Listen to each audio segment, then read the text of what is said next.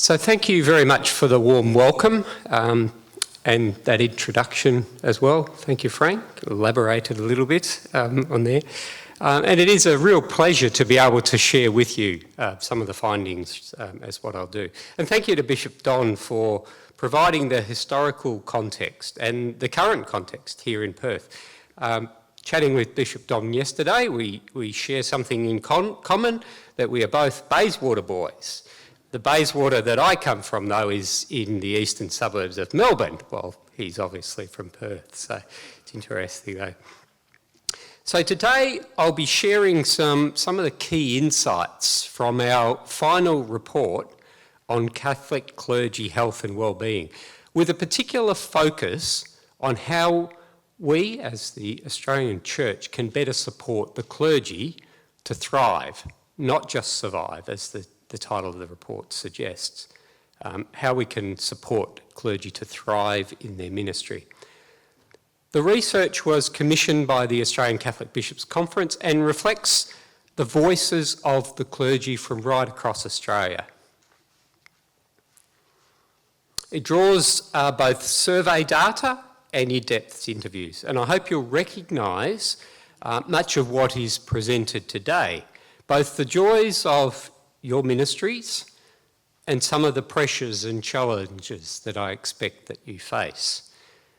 This is not just a report about clergy, though, it's a report that is shaped by clergy.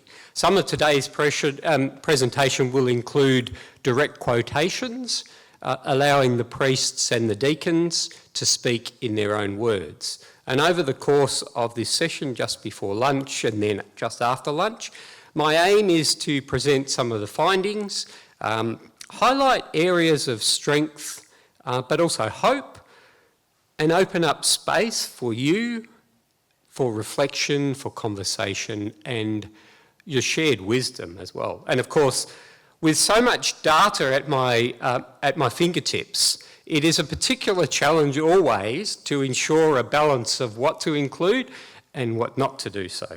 So I hope in sharing what I do, I get that balance right.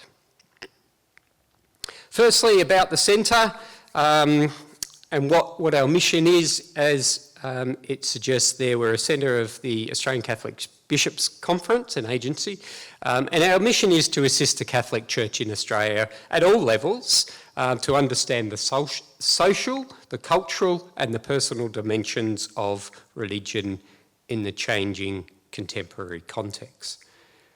About our office, we were established in 1996, so that's 30 years of pastoral research. Thank you. I might leave that to you, if that's all right. Frank, you're doing a great job in moving the slides. I don't have to concentrate on that part of it then. Thank you. Established in 1996. So this year, 30 years of pastoral research. As an office, there was obviously some pastoral research done prior to that in an ad hoc way, but as a centre, as an office, 1996. We're currently located in Canberra, although, as I said, I'm in Melbourne. We've changed our names a few times. For those who've been around a while, you may remember us as the Pastoral Projects Office, changed some years later to the Pastoral Research Office to reflect that that's what we do. And then about 6, 7, 8 years ago, we changed the name to the National Centre for Pastoral Research, reflecting the national focus of a lot of our work. There's 4 of the other staff members, so we're a relatively small team. Not all of them, all of us work full-time as well, so cover a fair bit. What we do, our research projects cover a number of different areas, such as Catholic demographics, mass attendance, beliefs, attitudes, religious congregations, young people, and many other things there as well. Most reports, those reports and other reports from a lot of our projects are available on our website, so if you're interested in those, by all means check out the website, they're at the bottom of the screen there. I'll just point your attention to 3 current projects that we have, particularly this first one that I hope you have heard about, because it doesn't impact you, but it does affect you.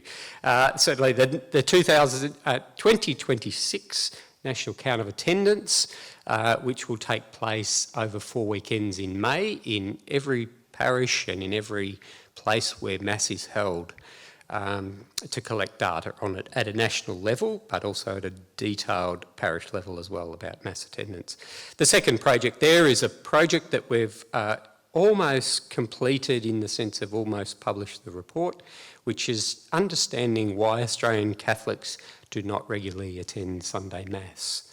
So look out for information about that coming out in the next month or two, I believe.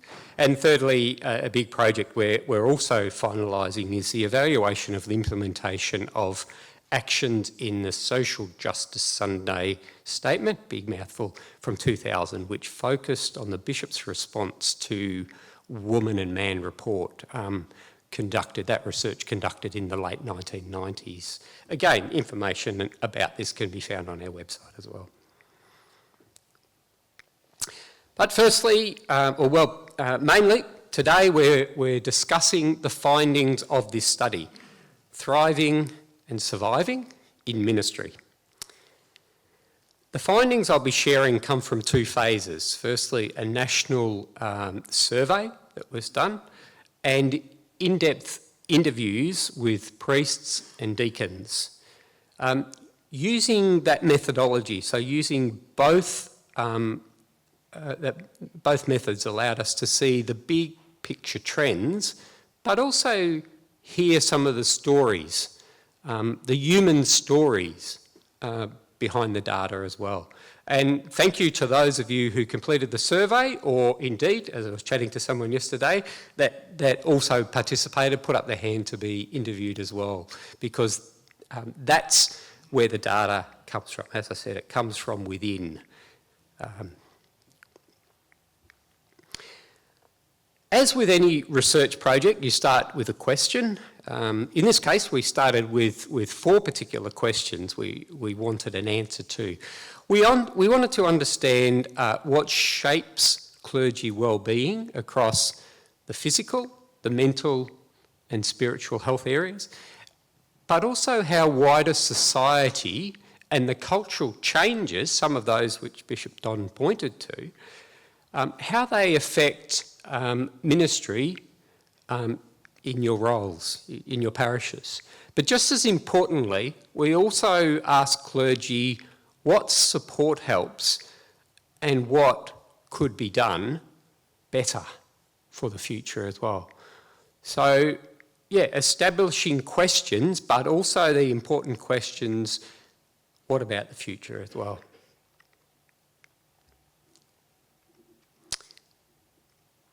Before we move into the findings, this slide briefly acknowledges the research foundation. So the study, the research, is informed by the existing literature on clergy wellbeing that's out there, both in Australia and overseas, and it's set within the Australian historical and the social context.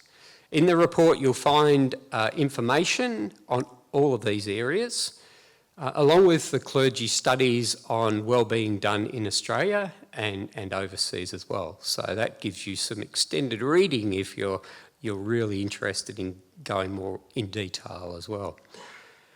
I'm not going to linger too much on this particular section, and you can read the report and get the information about that if you so desire. Talking about firstly, what we'll do now is just give you a bit of a context in terms of who were the participants in the study. So whose voices are represented in the data, both in terms of the scale and in the diversity as well. So in total, we received 825 survey responses. So we calculated that represents about 27% of all Catholic clergy in Australia, which is a very strong sample. It's not representative, obviously, but it certainly gave us a strong snapshot of the clergy throughout Australia. We didn't ask any geographical information other than whether the individual worked in an urban or a regional or rural or remote context. And that was intentional because we wanted to ensure that you felt the survey was confidential and you could really just say what you wanted to say. So that's why when I say it's a national level data, I can't tell you what the results were for priests, the deacons in the Archdiocese of Perth, and that's the reason behind that. So 825 survey responses. We also conducted 78 in-depth interviews, allowing us to explore experiences in much greater depth. So that's a lot of words. For my doctoral study, I did about 50 interviews with various people, and I think I had about 250,000 words that I had to analyse. So 78 add on that, and we're looking at significant number of words. But within every word, there's the stories that come out from the individuals involved, the priests and the deacons involved. And now most participants were diocesan clergy with strong representation from religious clergy, permanent deacons as well, and those who were semi-retired or retired as well.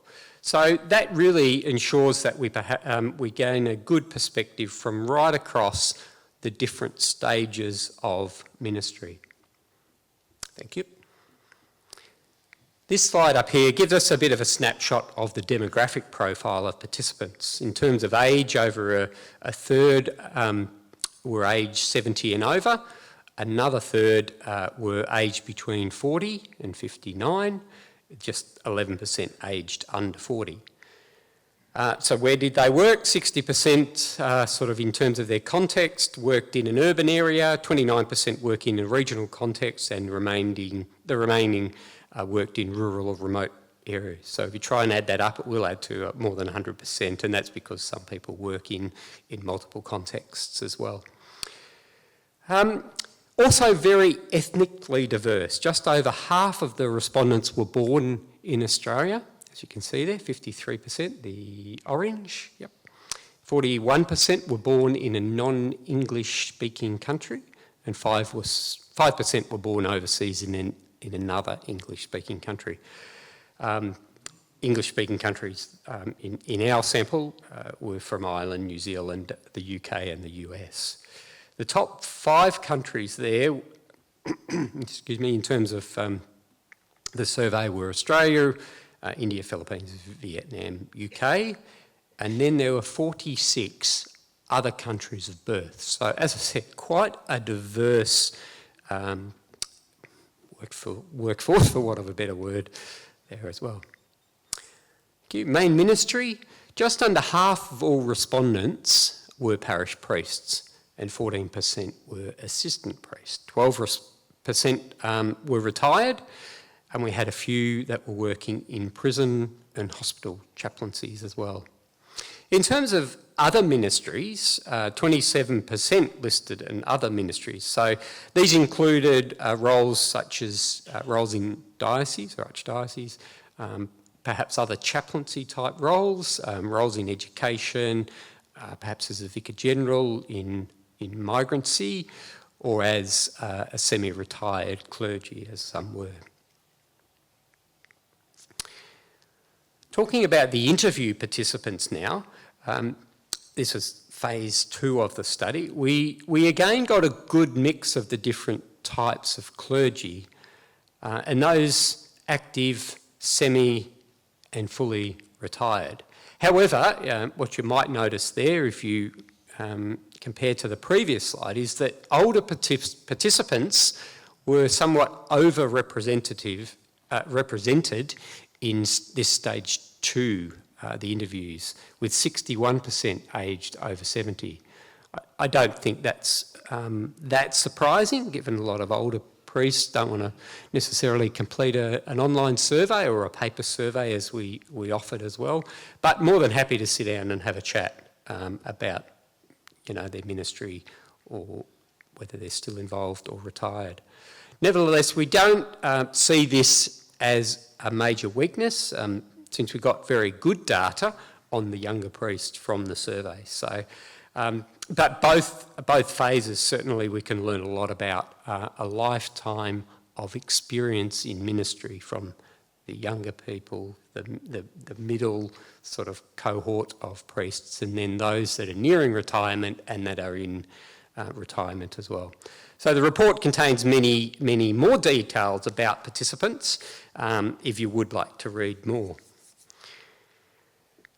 Now we're running a little bit ahead of time, which is great. So what I had thought we might do, at this stage I was going to break for lunch.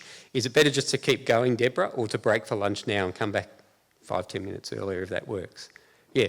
Okay. Well, after lunch, the main structure of my presentation after lunch is loosely based around the final report, which you can look at. So starting from the general well-being, the ministry and relationships, then on to the spiritual health, the mental health, the general concerns, and then I'll finish off with the much broader concerns around the support, the future directions, and a bit of a conclusion.